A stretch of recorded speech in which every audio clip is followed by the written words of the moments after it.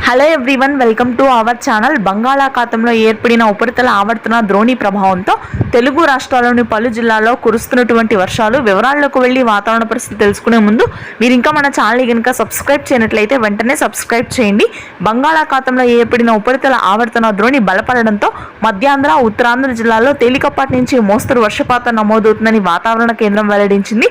గుంటూరు, కృష్ణా, కోనసీమ భాగాల్లో పగటి సమయంలో ఉష్ణోగ్రతలు ఈదురుగాలుంటే రాత్రి సమయంలో తేలికపాటి నుంచి మోస్తరు వర్షపాతం నమోదవుతుంది.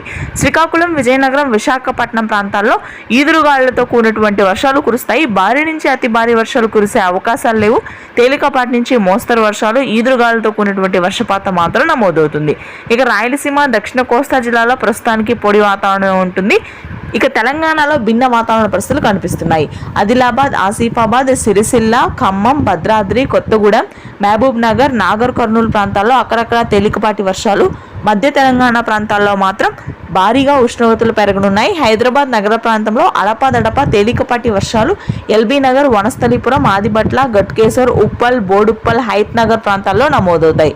మిగిలిన అన్ని ప్రాంతాల్లో కూడా పొడి వాతావరణమే ఉంటుంది. ఇది ప్రస్తుతానికి తెలుగు రాష్ట్రాల లేటెస్ట్ వెదర్ అప్డేట్.